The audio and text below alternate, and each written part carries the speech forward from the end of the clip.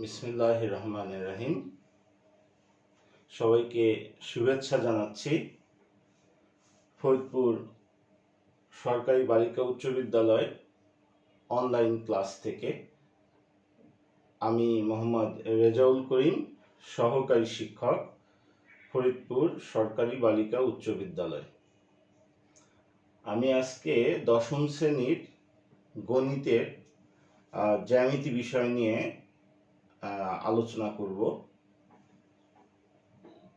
জ্যামিতি বৃত্ত সংক্রান্ত যে উপপাদ্য আছে, বৃত্ত সংক্রান্ত উপপাদ্য, এটা সম্ভবত অষ্টম অধ্যায়, অধ্যায় 8। প্রিয় শিক্ষার্থীবৃন্দ, তোমরা কোভিড-19 কারণে বিদ্যালয় বন্ধ থাকলেও বাসায় কম বেশি পড়ালেখা করছো। এই অধ্যায়টি ক্লাস 9-এও ছিল, যদিও 9-এ তেমন একটা ক্লাস হয় নাই, তারপরেও বলবো যে অনেকটাই তোমরা পড়েছো। তো আমি যথারীতি এই অধ্যায় নিয়ে আলোচনা করব। আমি কোনো প্রমাণে যাব না, তোমরা যেটা জানো সেটাই তোমাদের সামনে আবার তুলে ধরবো। তো চলো যাই।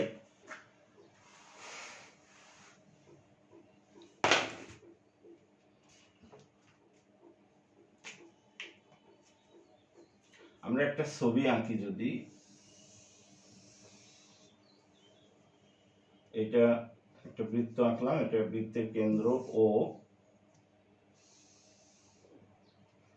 এ বি ব্যাস ভিন্ন একটি জ্যা, এ বি ব্যাস ভিন্ন একটি জ্যা। তো এখানে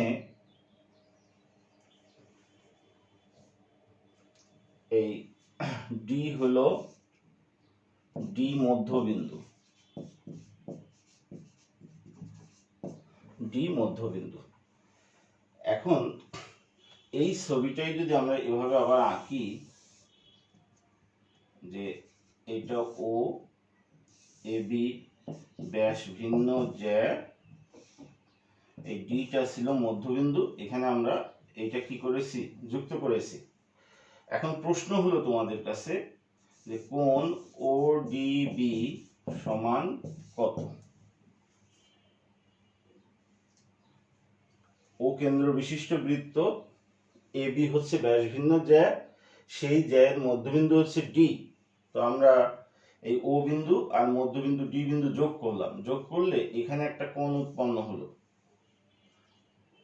আবার এই পাশেও একটা কোণ উৎপন্ন হয়েছে, কোণ ও ডি এ।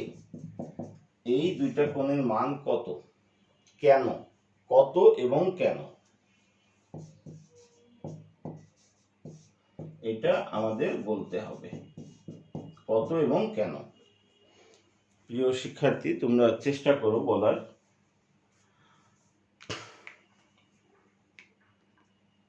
এটা কি হতে পারে?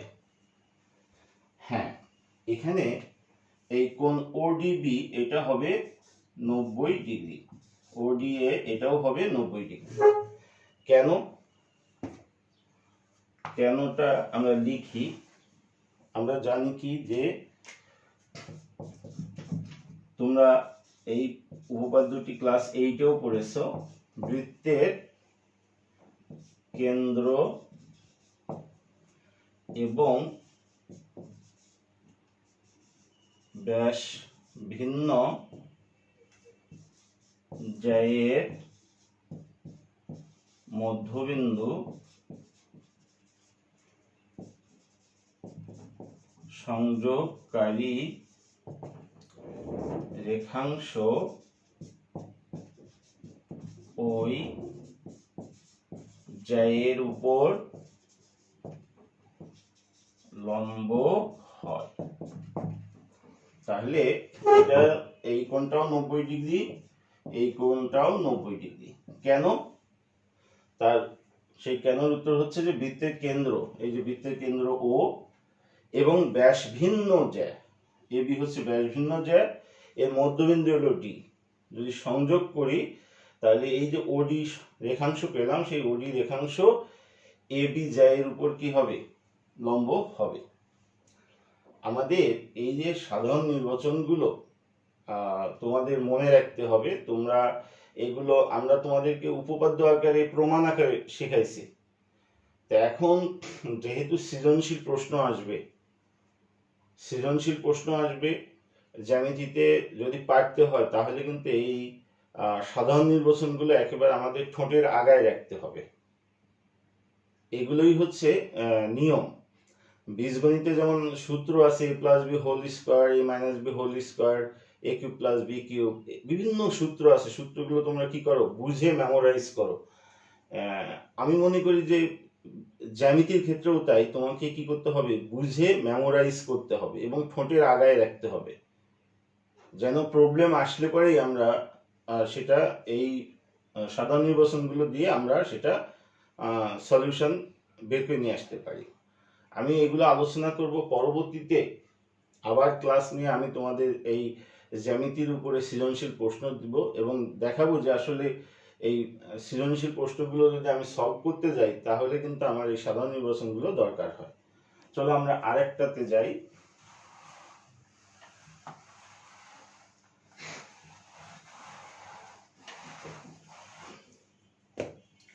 আমরা এখানে একটা বৃত্ত আঁকলাম। বৃত্তের কেন্দ্র হলো ও, আর এখানে এবি ব্যাস ভিন্ন একটি জ্যা। এই কেন্দ্র ও থেকে এবি এর উপর একটা লম্ব আঁকলাম, এখানে ওডি লম্ব আঁকলাম। তাহলে এই ডি বিন্দু সম্পর্কে মন্তব্য করো। ডি বিন্দুটা কি হবে? ও কেন্দ্র বিশিষ্ট একটা বৃত্ত আছে, এবি হচ্ছে ব্যাস ভিন্ন একটি জ্যা। এই এবি জ্যায়ের উপর কেন্দ্র ও থেকে ওডি লম্ব আঁকা হয়েছে। এখন ডি বিন্দু সম্পর্কে আমার মন্তব্য লিখতে হবে এবং এই সংক্রান্ত আমরা কি জানি। তো আমরা বলবো যে ডি বিন্দু হবে এবি এর মধ্য বিন্দু। আর কি হবে, এডি সমান হবে বিডি। কেন কেন তার উত্তর বলো তোমরা। কারণ আমরা জানি বা তোমরা জানো যে বৃত্তের কেন্দ্র থেকে ব্যাস ভিন্ন জ্যায়ের উপর অঙ্কিত লম্ব ওই জ্যাকে কি করে, সমদ্বিখণ্ডিত করে। তার মানে এটাকে আমরা এটাও লিখতে পারি হাফ অফ এবি।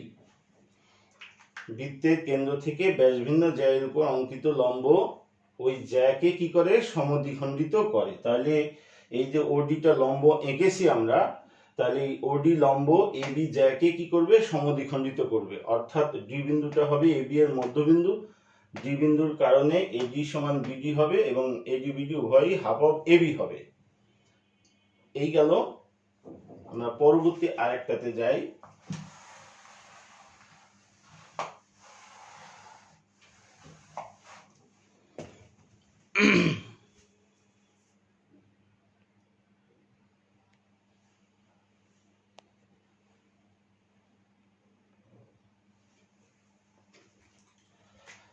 আমরা একটা বৃত্ত নিলাম, এখানে দুইটা জ্যা আঁকি। এই এ বি একটা জ্যা আঁকলাম, ও হচ্ছে কেন্দ্রবিন্দু, আর এখানে সিডি আর একটা জ্যা আঁকলাম। এখানে দেওয়া আছে যে এ বি জ্যা ইজ গ্রেটার দ্যান সিডি জ্যা। এ বি জ্যা গ্রেটার দ্যান সিডি জ্যা। এখন এখান থেকে আমরা লম্ব এঁকেছি ওপি, আর আমরা লম্ব এঁকেছি ও কিউ। তাহলে এত হলে এই ওপি হলে ও কিউ, এখানে সম্পর্ক চিহ্নটা কি হবে? এখানে হবে কি সমান, গ্রেটার দেন, লেস দেন, নাকি ইজ নট ইজ ইকুয়াল, কোনটা হবে? তো এটা আমাদের বলতে হবে। তো আমরা জানি যে বৃত্তের কেন্দ্র থেকে মানে একটা জ্যাদ্বয় যদি কি হয়, পরস্পর ছোট বড় হয়, এই জ্যাটা বড় এই জ্যাটা ছোট, তাহলে এই যে ও বিন্দু থেকে আমরা এ বি জ্যায় কি করেছি, ওপি হচ্ছে লম্ব। কোনো বিন্দু থেকে কোনো রেখার লম্ব পেতে হলে ওই বিন্দু থেকে ওই রেখার উপর কি করতে হয়, কোনো বিন্দু থেকে কোনো রেখার দূরত্ব পেতে হলে ওই বিন্দু থেকে ওই রেখার উপর লম্ব আঁকতে হয়। তাহলে এই ওপি হচ্ছে ও বিন্দু থেকে এ বি রেখার দূরত্ব, আর ও কিউ হচ্ছে ও বিন্দু থেকে সিডি রেখার দূরত্ব। তো এখন এই যে ওপি হচ্ছে ও বিন্দু থেকে এ বি রেখার দূরত্ব, ও কিউ হচ্ছে ও বিন্দু থেকে সিডি রেখার দূরত্ব। তো এখন এখানে দুইটা জ্যা কি পরস্পর সমান না, এটা হলো অসমান। তো অসমান হওয়ার কারণে এই যে জ্যাটা বড় হবে, বড় জ্যাটা কেন্দ্রের কাছে হবে, ছোট জ্যাটা কেন্দ্রের কি হবে, কেন্দ্র থেকে দূরে হবে। তাহলে ওপি ছোট হবে, ও কিউ কি হবে, বড় হবে। তাহলে এখানে লেস দ্যান চিহ্ন হবে। তো চলো আমরা পরবর্তীটাতে যাই। এভাবে আমাদের প্রত্যেকটা জিনিস মনে রাখতে হবে। আমরা একটা বৃত্ত নিলাম যথারীতি, এখানে এবি একটা জ্যা নিলাম, আর এবারে আমরা সিডি একটা জ্যা নিলাম। এখানে বলা হচ্ছে এই এবি জ্যা সমান হচ্ছে সিডি জ্যা। এবি এবং সিডি জ্যাদ্বয় পরস্পর সমান, যদিও ছবিতে অ্যাকুরেট হচ্ছে না, কিন্তু আমরা ধরে নেব তাত্ত্বিকভাবে যে এবি জ্যা সমান সিডি জ্যা। তো এখন এই ও বিন্দু, কেন্দ্র ও থেকে এবি জ্যায়ের আমরা দূরত্ব বের করি। এটা নিলাম আমরা মনে করো পি, আর এটা আমরা নিলাম লম্ব আঁকলাম কিউ। তাহলে এই ওপি আর ও কিউ এখানে কি হবে, যদি এবি জ্যা সমান সিডি জ্যা হয়, তাহলে এই কেন্দ্র থেকে জ্যাদ্বয়ের দূরত্ব কি হবে, পরস্পর সমান হবে। তাহলে আমরা কি বলবো, যে বৃত্তের কেন্দ্র থেকে সমদূরবর্তী সকল জ্যা পরস্পর সমান। বৃত্তের কেন্দ্র থেকে সমদূরবর্তী, বৃত্তের কেন্দ্র থেকে সমান সমান জ্যা কি সমদূরবর্তী, বৃত্তের কেন্দ্র থেকে সমান সমান সকল জ্যা, শুধু দুইটা না, এরকম যত সমান জ্যা আছে সবাই কি হবে, পরস্পর সমান হবে। বৃত্তের কেন্দ্র থেকে সমান সমান জ্যা কি হবে, সমুদ্রবর্তী হবে। অথবা আমরা আরো যদি ভালোভাবে বলি যে সমান সমান জ্যা বৃত্তের কেন্দ্র থেকে সমুদ্রবর্তী, সমান সমান জ্যা বৃত্তের কেন্দ্র থেকে সমুদ্রবর্তী। এবি জ্যা সিডি জ্যা সমান, তাহলে কেন্দ্র থেকে এই এবি জ্যায়ের দূরত্ব হচ্ছে ওপি, আর কেন্দ্র থেকে সিডি জ্যায়ের দূরত্ব হচ্ছে ও কিউ, এরা কি হবে, পরস্পর সমান হবে। এর ঠিক উল্টাটা যে আমরা এভাবে বলতে পারি যে এখানে আমি একটা জ্যা নিলাম এ বি এবং এখান থেকে লম্ব আঁকলাম, তাহলে ওপি, তাহলে এই কেন্দ্র ও থেকে এ বি জ্যায়ের দূরত্ব কি, ওপি। ঠিক একইভাবে এখানে আমি আরেকটা নিলাম সিডি এবং এখানেও লম্ব আঁকলাম।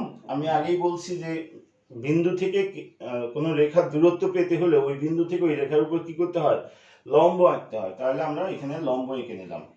এবং আমি বলছি যে বৃত্তের কেন্দ্র থেকে এই জ্যাদ্বয় কি পরস্পর সমুদ্রবর্তী, অর্থাৎ ওপি সমান ও কিউ।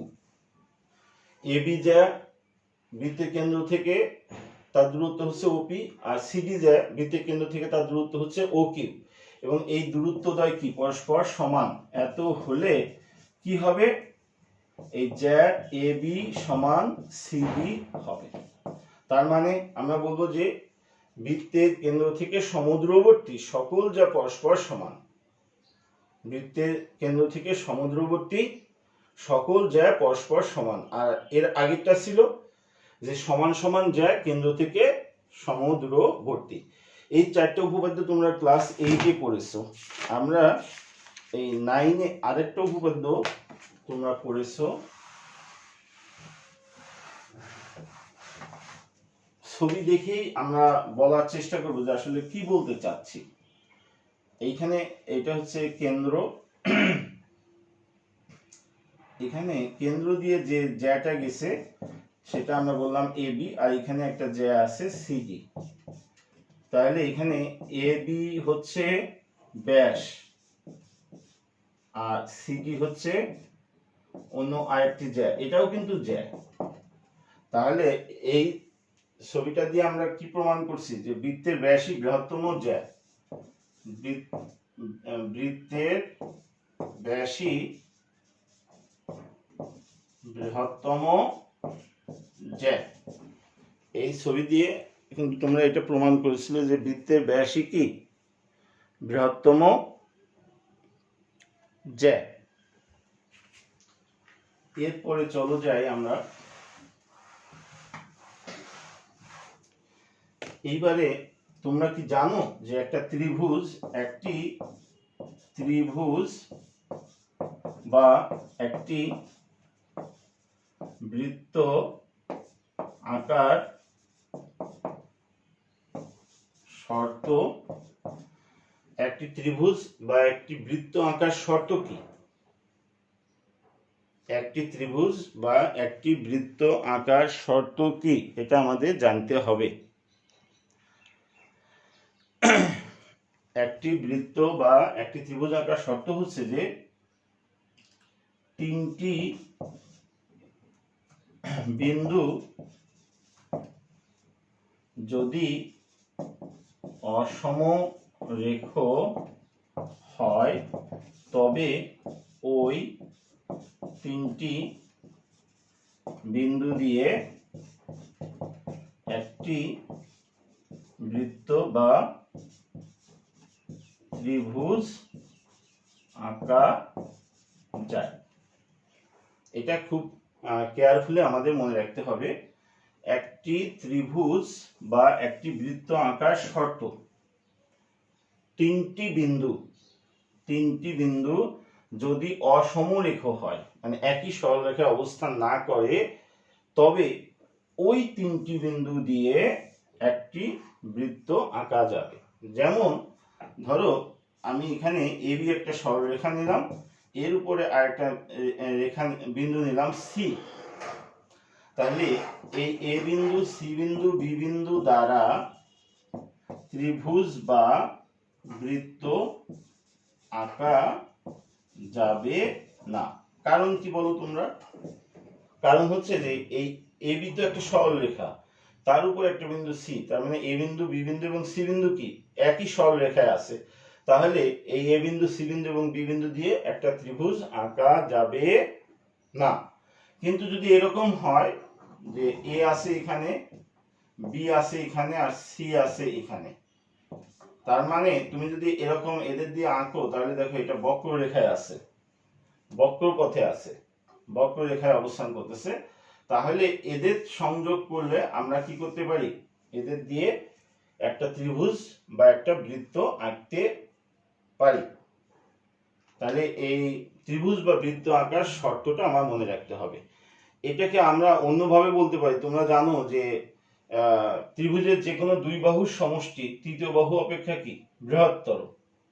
ত্রিভুজের যে কোনো দুই বাহুর সমষ্টি তৃতীয় বাহু অপেক্ষা বৃহত্তর। তো সাধারণত আমরা কি করি?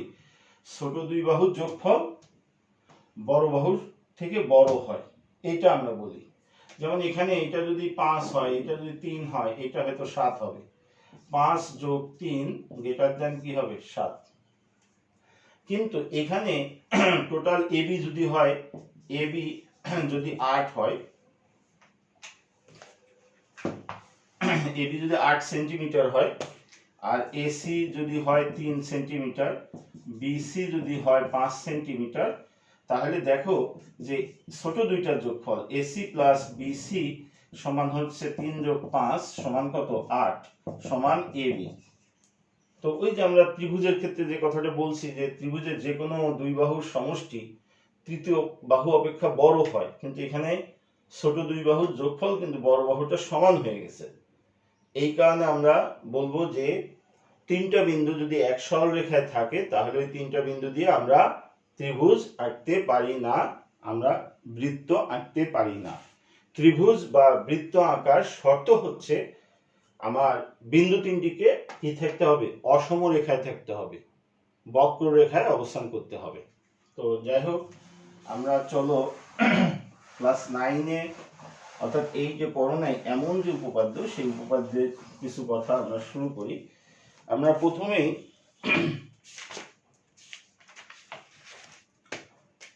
আমাদের একটু ক্লিয়ার করতে হবে, সেটা হচ্ছে বৃত্ত চাপ আর্ক আর হলো জ্যা, এই দুইটা জিনিস। বৃত্তচাপ বলতে কি বুঝি, জ্যা বলতে কি বুঝি। ও কেন্দ্র বিশিষ্ট একটা বৃত্ত নিলাম, এখানে এ একটা বিন্দু আর বি একটা বিন্দু নিলাম, তাহলে আমরা এখানে বলবো যে এ বি জ্যা, এ বি জ্যা আর এ বি চাপ। তাহলে এ বি জ্যা বলতে কোনটুকু বুঝবো? এই যে এ বি জ্যা হচ্ছে সরল পথে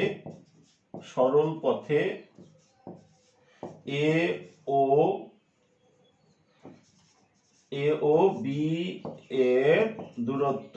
তোমরা যারা ফিজিক্স পড়ো, সরণ যেটা আর কি, সরলরৈখিক দূরত্ব যেটা, সেটা হচ্ছে জ্যা। এ এবং বি এর মধ্যবর্তী সরলরৈখিক দূরত্ব যেটা, সরল রেখায় যে দূরত্বটা পাবো সেটা হচ্ছে জ্যা। আর এ বি চাপ হচ্ছে এই যে বক্রপথটা, এইটা হচ্ছে আমার এ বি চাপ। এটা হচ্ছে এ ও বি এর মাঝে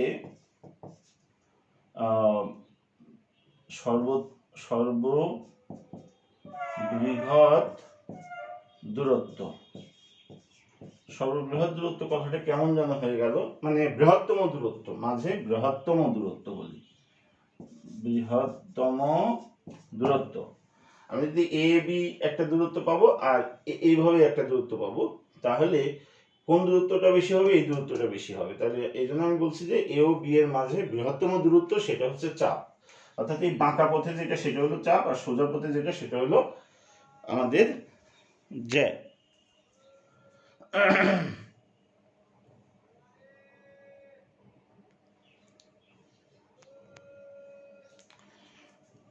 প্রিয় শিক্ষার্থীবৃন্দ, আমরা আমি এর পরবর্তীতে আমার এই ফরিদপুর সরকারি বালিকা উচ্চ বিদ্যালয় অনলাইন ক্লাসে রুটিন থাকুক আর না থাকুক, আমি এই পড়াটা আজকে যেভাবে শুরু করেছি এটা কন্টিনিউ করব, এবং এরপরে আমরা জ্যামিতির উপরে সৃজনশীল প্রশ্ন নিয়ে আলোচনা করব। তো আমাদের যে বরাদ্দকৃত সময়, সেই বরাদ্দকৃত সময় শেষ। তো আমি এই ক্লাসটা চলমান থাকবে, অর্থাৎ পরবর্তী দিন আমি যেখানে শেষ করলাম এখান থেকে আবার শুরু করব। তো কোভিড-19 চলমান অবস্থায় আছে, লকডাউন চলছে, তোমরা বাসা বাড়িতে থাকবে, নিজের প্রচেষ্টায় যতটুকু পারো পড়ালেখা করবে। আর আমাদের যে স্কুল থেকে যে অনলাইন ক্লাস হচ্ছে, ফরিদপুর ভার্চুয়াল স্কুলের ক্লাস হচ্ছে, তোমরা এই ক্লাসগুলো দেখবে এবং সেই অনুসারে পড়ালেখা করার চেষ্টা করবে। স্বাস্থ্যবিধি মেনে চলবে, বাবা মার আদেশ নিষেধ মেনে চলবে, ধর্মকর্ম করবে। সবাইকে ধন্যবাদ জানিয়ে শেষ করছি। আসসালামু আলাইকুম।